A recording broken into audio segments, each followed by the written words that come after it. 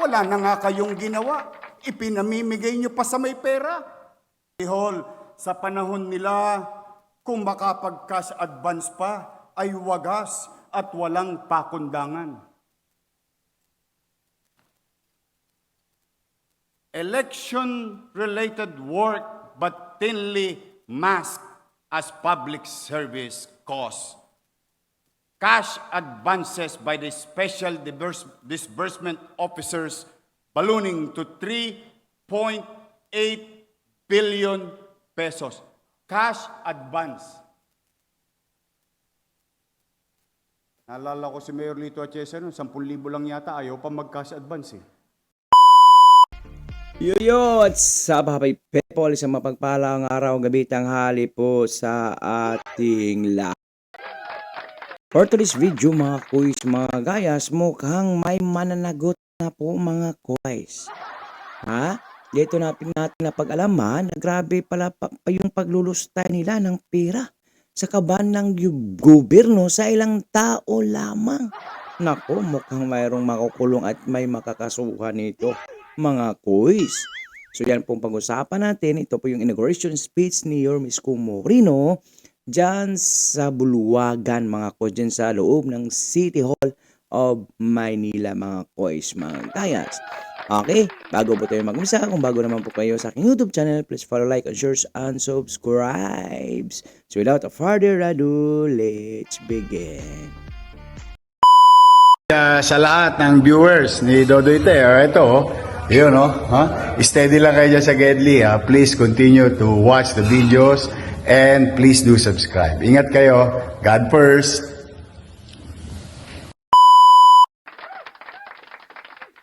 Iniwan ng nakaraang administrasyon.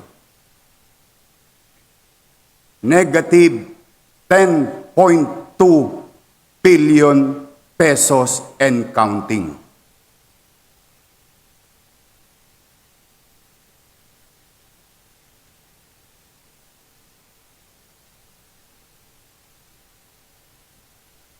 I hope some of you will realize what you have done, allowing such problem.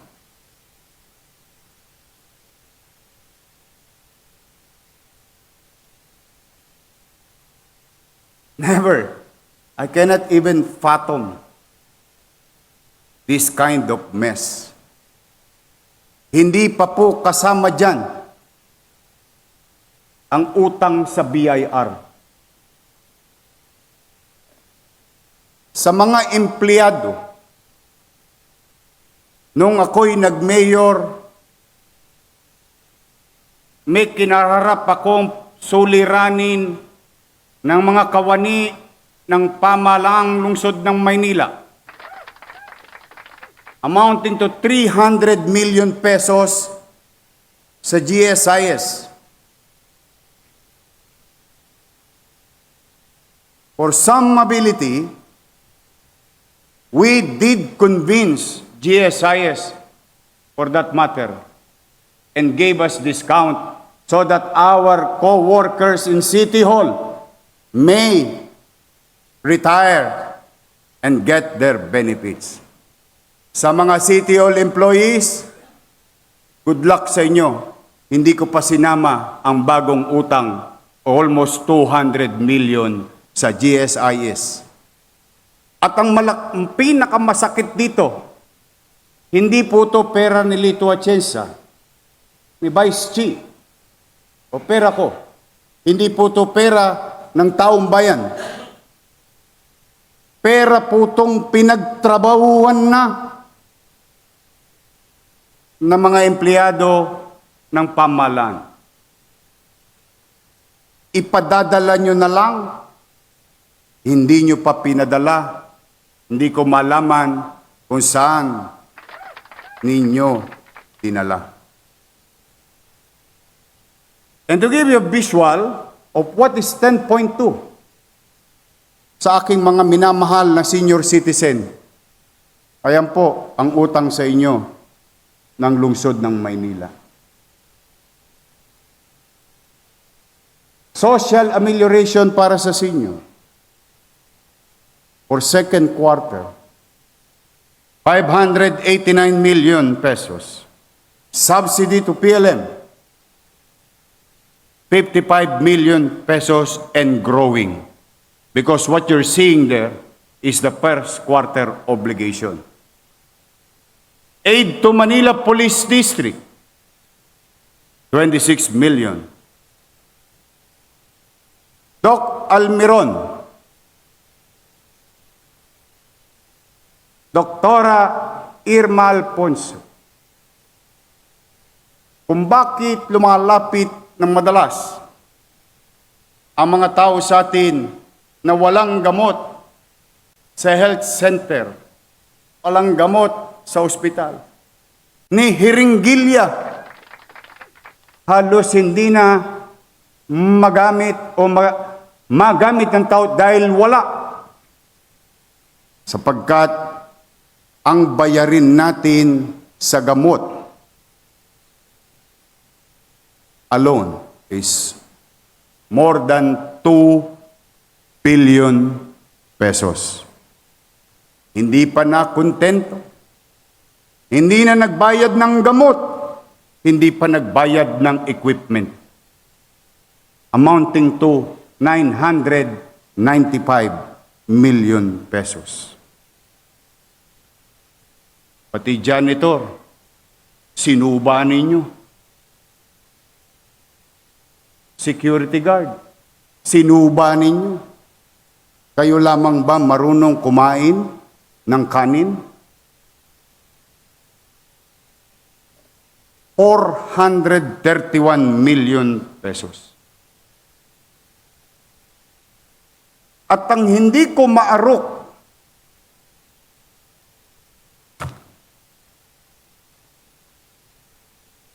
ipinagsinungaling ninyo at ng mga kabahagi noon. Kaya tayo iniwan ng Lionel, hindi nyo binayaran ng 8 buwan. Sino mang negosyante, maliit man o malaki, hindi mo bayaran ng 8 buwan. Titigil yun kahit gusto niyang maghanap buhay. Now, today, to the people of Manila, you will know sino ang tapat at totoo.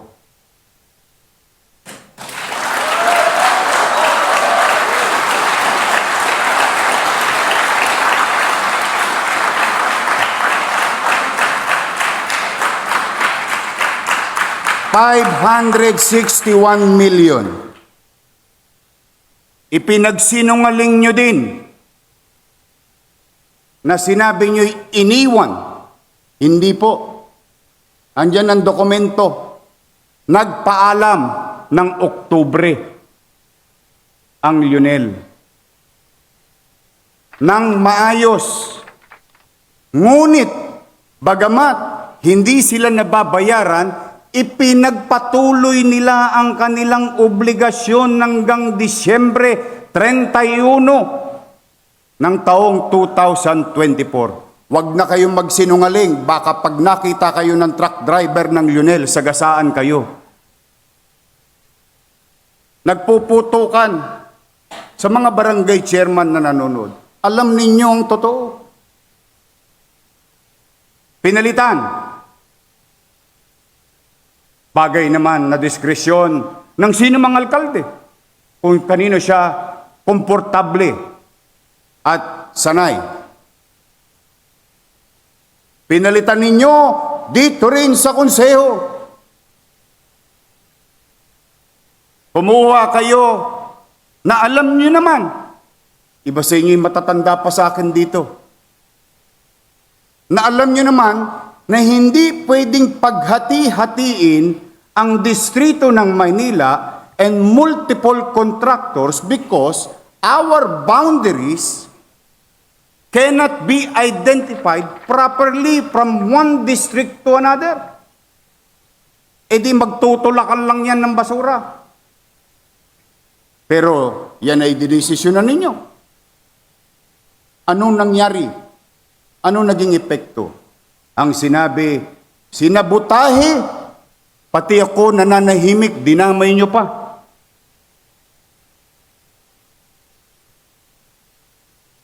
Sinabutahe. O sige, total politika naman ito. Nanahimik ako. Wala kayong narinig sa akin. Bakit?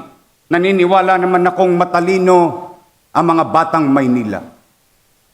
Dahil alam nilang totoong hinakot ang basura hanggang sa dulo ng walang hanggan. Ngunit, pinalitan ninyo. Naniwala kayo sa iilang tao. Ano ang kinahinatnanan o saan ngayon ang lungsod ng Maynila? Kahapon, maybe by this time you know it already, that I have received a letter from 2 companies that you have approved na hindi na rin nila kaya. Ang alin? Maghakot ng basura? Hindi. Hindi na rin nila kaya mag-operate kasi hindi rin sila binayaran ngayong taon na ito. Except on January. Now, magkano ang utang natin o babayaran natin sa basura? 950 million. So, lumalabas, dala ng pagkakataon, ipinagpatunay ng sitwasyon kung sino ang tapat at totoo. Other goods, supplies and materials amounting to 2 billion 900 million. Infrastructure projects. You know what's ironic? And I'm going to discuss this. Forgive me, Madam Vice Mayor. Gusto ko lang malaan ng mga halal ng bayan na kapwa natin, Madam Vice Mayor. Alam nyo ba halos lahat ng infrastructure project? You tell me, what kind of infrastructure projects that you see or you saw? You know why? This 2.2 billion, Mayor Lito Atienza, this 2.2 billion, most of it, repairs.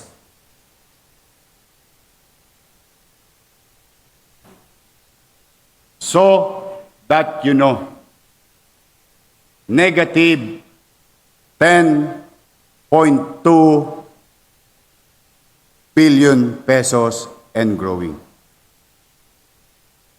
3.4 billion of that, or 33% ng nasabi kong numero, ay higit 1 taon ng overdue.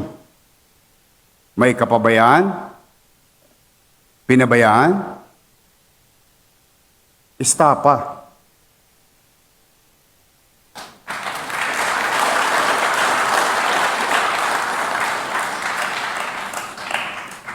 Pasensya na kayo.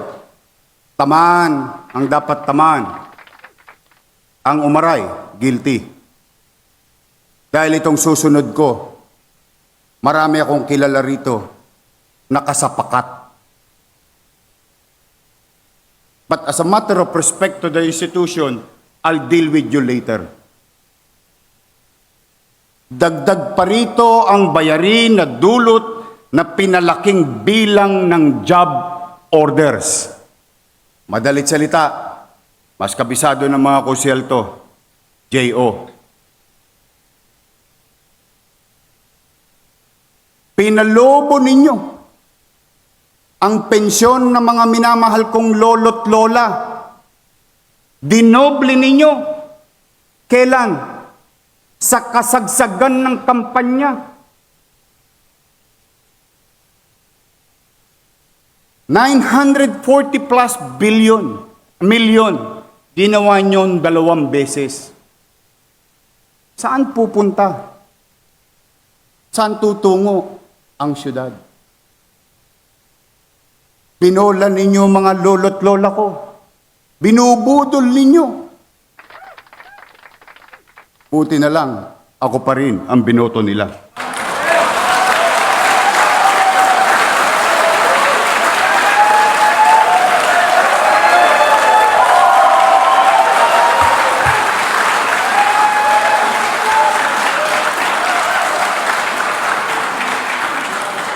Sa aking mga minamahal na lolo't lola, mga nanay, tatay, buong kababaang loob po. Maraming salamat sa pagtitiwala ninyo.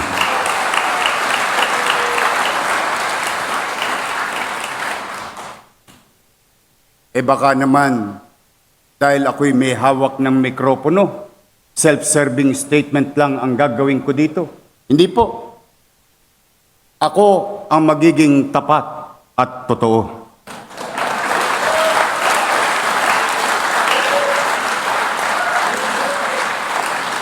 Una, ang pagiging katapatan sa tao. Kung kayo ay may iniwang bayarin, ako po may inutang. Na minsan hindi ko kinubli. Ang masakit, kasama ko kayong nangutang nun eh.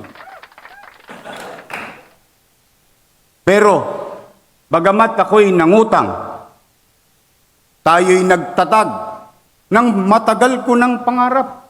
Irma Alfonso, Dr. J, Edward Tan, Letlet inabot pa to. Che Bormeo, Lou Biloso, mga matatagal ko ng kasama. Alam ninyo, sa puso't isipan ko, noon pa man pangarap ko na mamigay ng lupa at pabahay.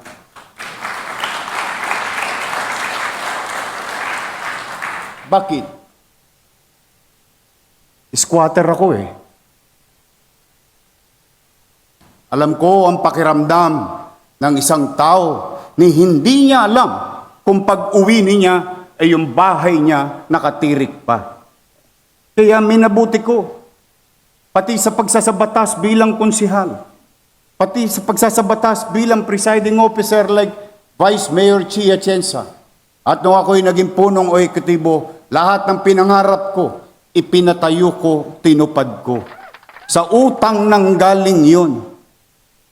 Sinabi ko nga sa taong bayan sa kasagsagan ng pandemya, ultimo relo ng City Hall, ipatatas ako tukit ang bunting makaraos lang tayo. Nakaraos tayo ng pandemya, na itatag ang mga pabahay, libo-libo. Iba nga sa inyo, nangaagaw pa sa ngayon ng pabahay para sa tao. Tandaan nyo to, hanggat ako nandito, mga konsihal, I will review all those beneficiary.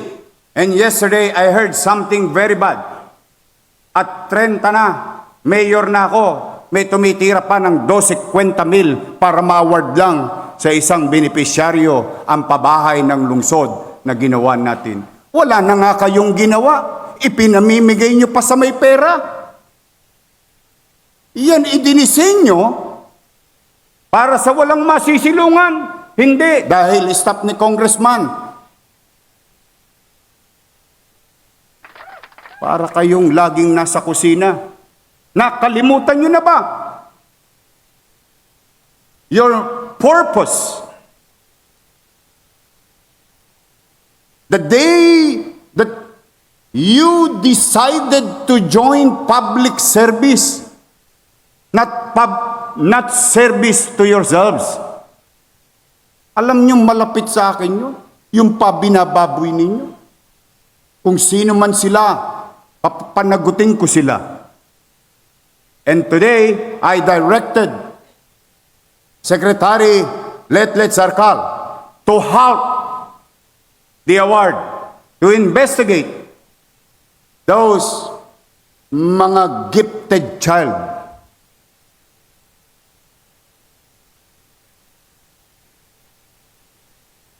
May bahay naman tayo eh. May masisilungan tayo eh. Paano ang wala?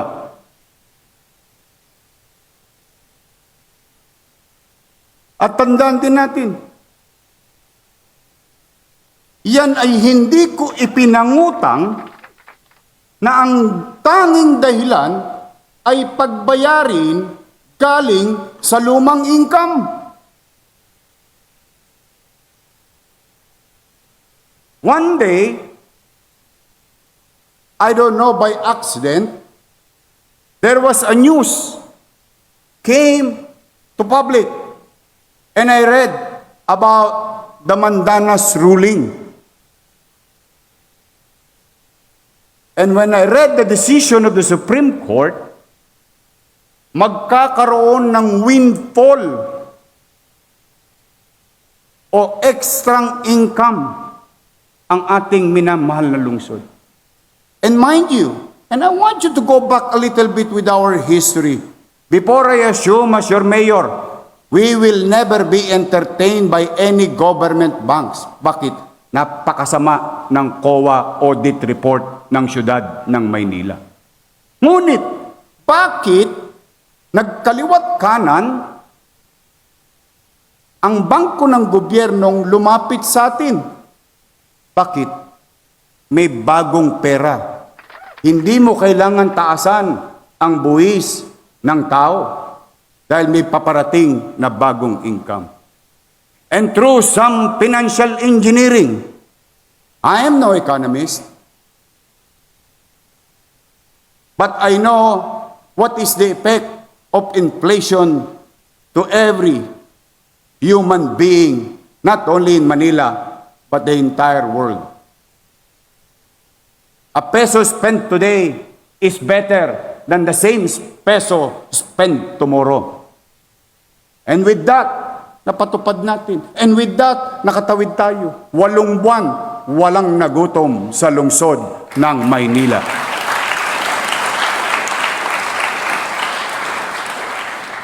Pangalawa, aaminin ko rin sa inyo. Deficit, binanggit ko kanina, may deficit din sa panahon ko. Hindi ko pwedeng ikubli.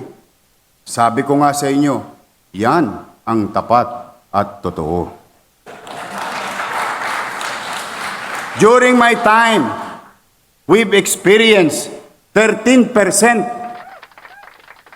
and 19% at the height of pandemic. Partida pa, pandemic pa. Bakit ganon? Ibig sabihin, may tiwala ang mamamayan, bagamat hirap sila, nagsipagbayad sila ng obligasyon sa ating minamahal na lungsod. O kayo, wala na kayong pandemya.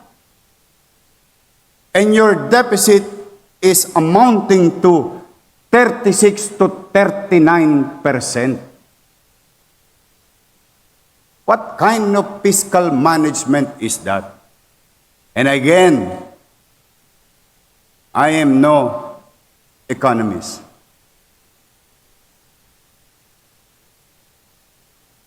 Nasa financial ICU na tayo. And I ask the audience, especially yung mga nasa ibabaw, if there is seatbelt there, please fasten your seatbelt.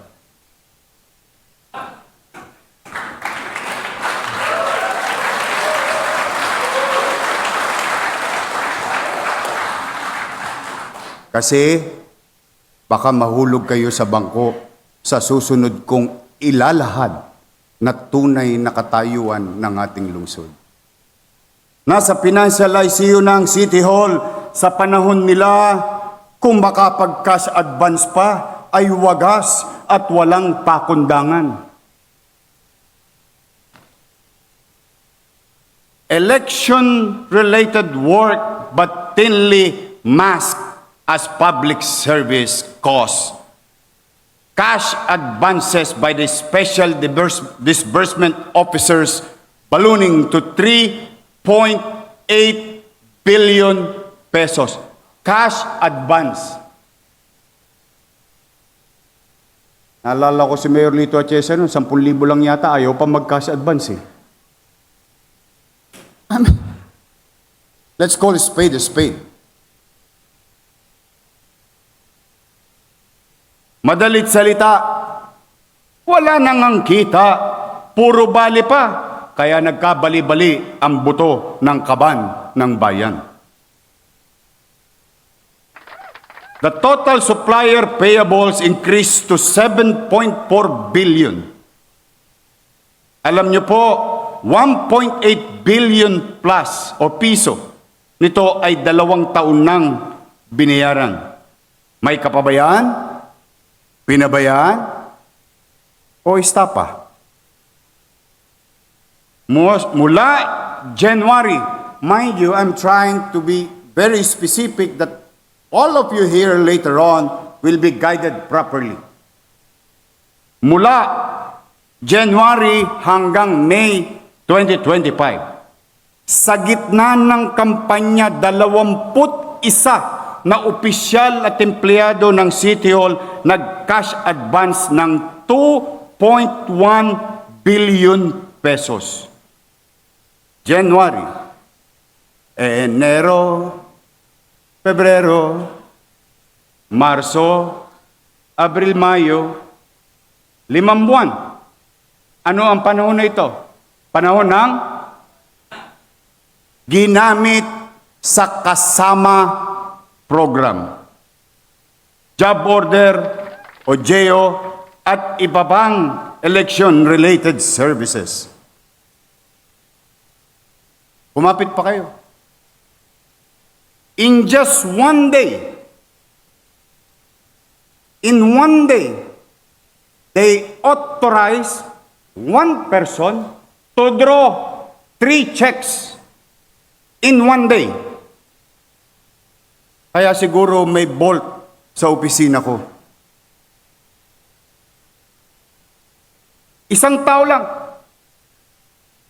Isang araw lang. May 9, 3 days before election, pinag-cash advance ng 132 million pesos. Ayan po siya. Pogi.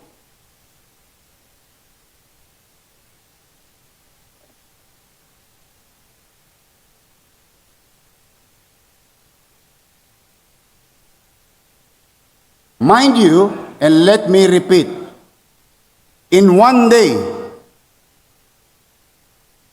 132 million pesos. Ang pangalan po niya, Jonathan Garso.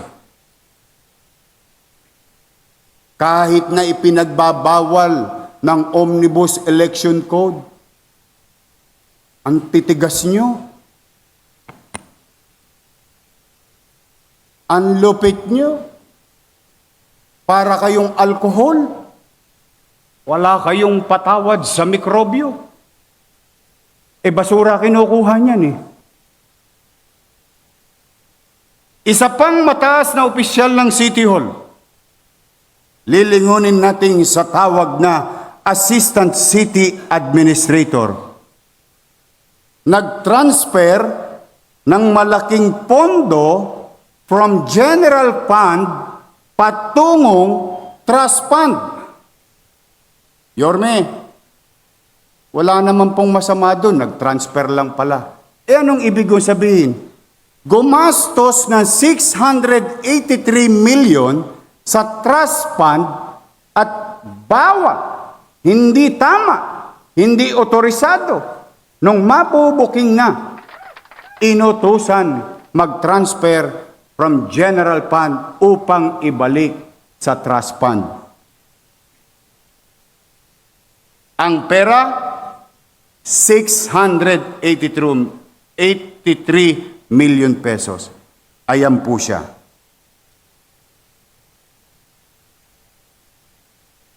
Joy Dawis Asuncion. Anong buwan? January to March. Nang walang authority. Ibig sabihin, winawaldas natin yung trust fund and the basic concept of trust fund.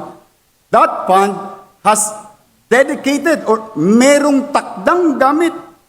Nagalaw. Kung saan ginalaw sa mga manonood, pumanatag kayo. Aalamin po namin yun.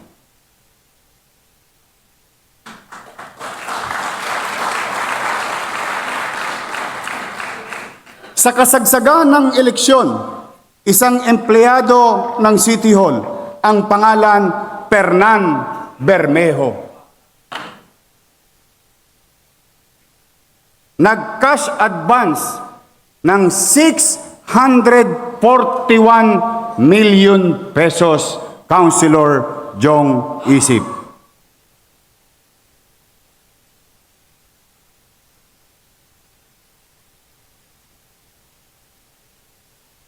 Kasi baka nagtataka kayo, bakit walang pambayad sa 10.2 billion? Service rendered, product received, product use, and so on and so forth. Nasaan ang pera? Unti-unti ko nang ipinamumulat sa inyo kung nasaan ang cash. Ayan po siya. Kung kanina, si Joy Dawis, first honor. Ito po, magna cum laude.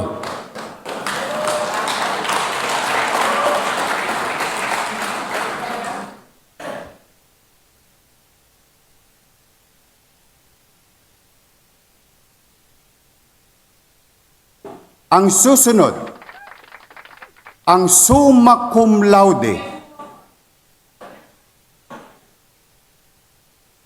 Attorney Marlon Lacson, amounting to 1.1 billion pesos.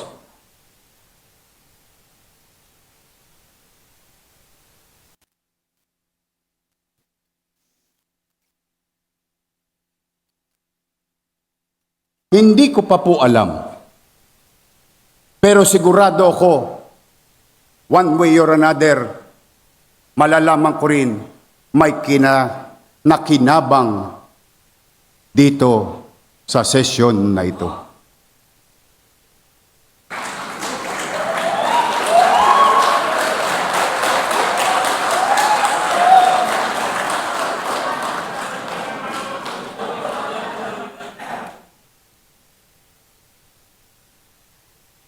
Before I continue,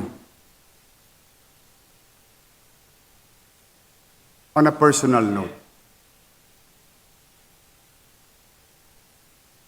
anong ginawa nyo naman sa Maynila?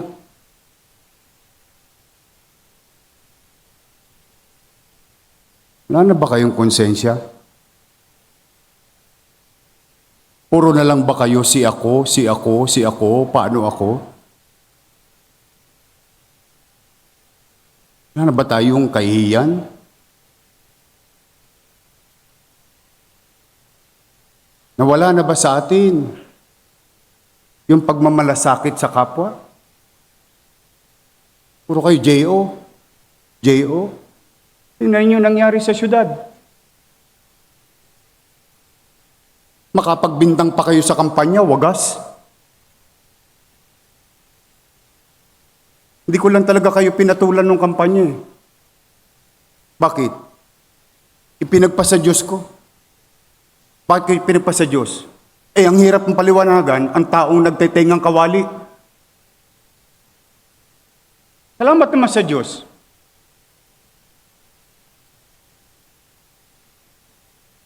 Awang-awa ko. Totoo lang. Magtatatlong linggo na ako hindi mapagkakatulog. Paano babangon muli ang Maynila? Sa 10 bilyon ang utang natin, ang pondo natin 20 bilyon. At the rate we're going, our PS services amounting to 60% of what? Of 20 billion? That's 14 billion. And you still have about 6 billion. And you have a bayarin at 10 billion. How can we operate? How can you... Madam Vice Mayor, makisuyo lang po. Bawal na po sana sa inyo ang Zoom session. Hindi na po pwede pasum-sum na lang ang konsehal habang nasa Boracay nagsesesyon.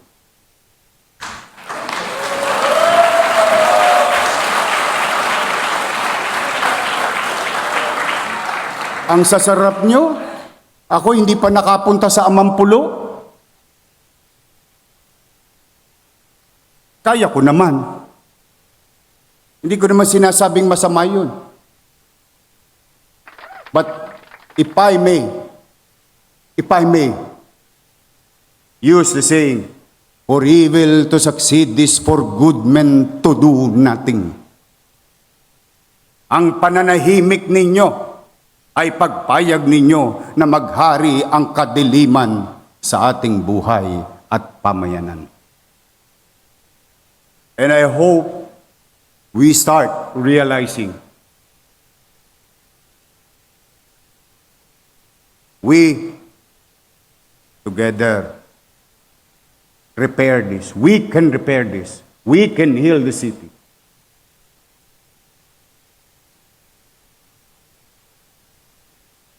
And if I may continue, pasensya na kayo. Ito na yata ang pinakamahabang maririnig ninyo na inaugural session. But, again, kumanatag kayo. Wala akong sinisisi. Inilalahad ko lang ang paktwal na katayuan ng ating lungsod. To these individuals, whether you are still in the City Hall or not, I'm ordering you to submit your truthful liquidation report in accordance with the government rules and regulation. You know the drill. You know the consequences of what you did. Para po sa kaibuturan ng ating mga kababayan, pumanatag kayo. Baka maitanong nyo dyan habang nagko-comment kayo sa Facebook, anong gagawin sa kanila? I already stated it. We'll just focus on first things first. The garbage crisis, the peace and order of the city, and we will go after them.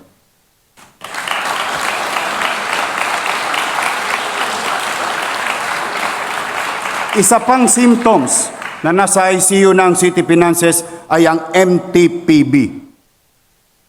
Bago sa aking administrasyon na sinundan ko, the average income, yearly income of MTPB is 53.6 million pesos. Noong panahon ko, sa pamumuno ko, itinalaga ko si Direktor Dennis Biyahe at naging yearly income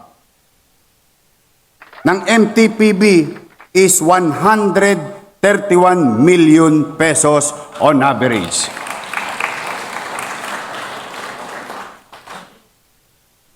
Makikita ninyo, January to June, ang income bago nawala si Director Dennis Biyahe, nasa 73 million. On the same 6 months, ang naging income ng Maynila ay 56 million. You do the math. Saan napunta? Hindi ko po alam. Aalamin ko po. Pero, today, we have to give justice to a person because there is grave injustice done to him. Ipinagpasinungaling na siya ay tinanggal. Para sa ating mga kababayan, hindi po siya tinanggal. Nag-resign po si Director Dennis Biyahe dahil dumarating na sa MTPB si Eddie at Patty. Now, what is the effect? The numbers don't lie. Hindi niya kaya. Bakit? Ipinagubilin ko na pangalagaan ang ahensyang yaon. Pero pinagdudahan. Nino? Yung mga nandiyan dyan, sa tabi ng Office of the Mayor. Bakit? Kasi gusto na ni Congressman, ng 2 congressman,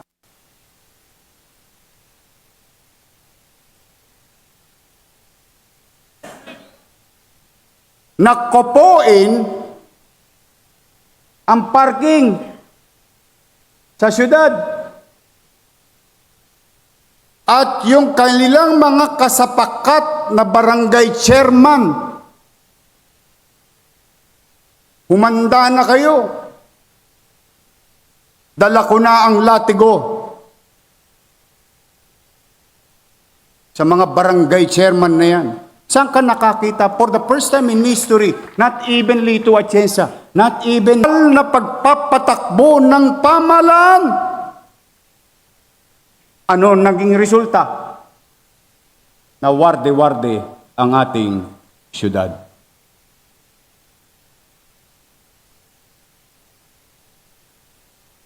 Kasi atat.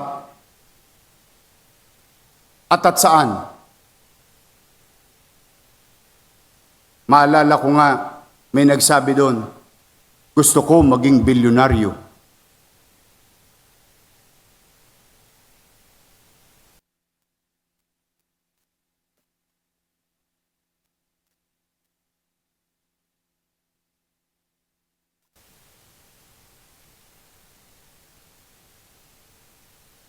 Pero kayo, na mga konsehal,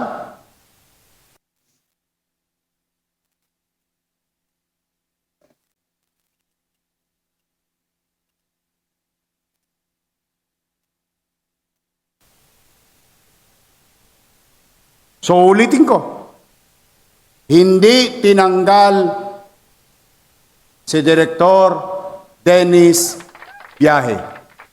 Si Direktor Dennis Biyahe nag-resign.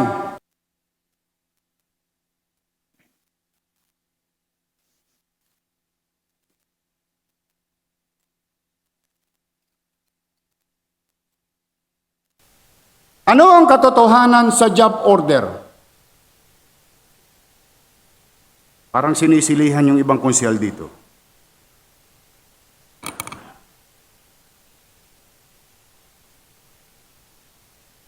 Naging supersize ang job order. From 8,309, naging 9,830. 1,500 na tongpats. At ang kinuha pa, pinakamahal na JO.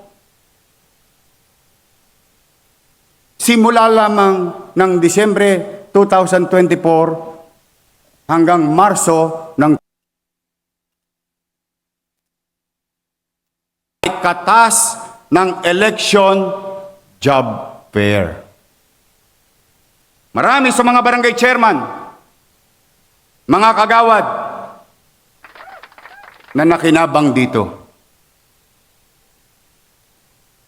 Maliwanag din na umabot sa 217 million pesos ang kakailanganing kunin sa kaban ng bayan, karagdagang pampasweldo sa kanila. Wala po sila sa City Hall, nag-house to house po sila. Kaya dito, sa ganitong sitwasyon, inatasan ko na mga department head na magrekomenda lamang ng based on what is essential and what is necessary. Now, let's start healing and curing our city's finances. At sisimulan ko ang pakiusap na ito sa aking mga minamahal na lolo't lola na nandito, nanonood sa kanya-kanyang tahanan, nanonood dyan sa bulwagan. Ako po, ayon sa pag-aaral ng ating finance team, hindi po sustainable yung ginawang pagdoble sa inyo ng allowance. Kaya naman, yung dati-rating 948 million times 2 ay hirap na po ang syudad. Kaya po, ako na po ang nakikiusap. Mga minamahal kong lolo't lola, ibabalik ko po sa dating sitwasyon ang ating financial allowance sa mga senior citizen ng Maynila.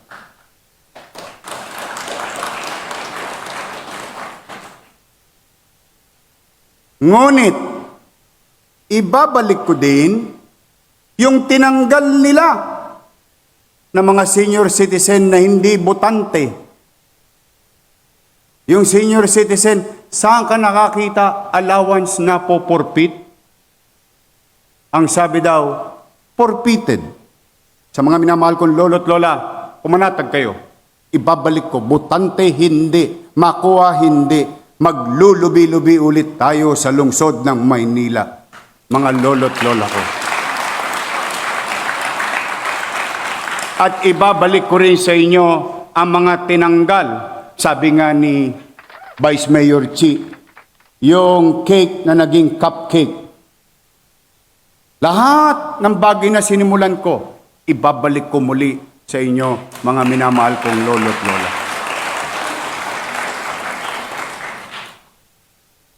Kaya, ang pangako ko naman sa bawat isa sa inyo, ulitin ko, botante o hindi, may sakit o wala, nakuha o hindi, hanggat buhay ka, may pensyon ka sa lungsod ng Maynila. Because I will be remiss in my job and forsake my sworn duty to protect the interests of the majority if I continue this political stunt of fiscal recklessness of the past administration. Now, to the City Hall, I will lead by example. The City Hall will lead by example. Habang inaayos natin ang pananalapi, marami rin pwedeng magawa. Hindi lang marami, kundi napakarami na ang pwede nating gawin agad-agad to make Manila great again. Total, lumaki akong sanay na walang tulugan. At noong panahon ng COVID, namuno ng walang uwian.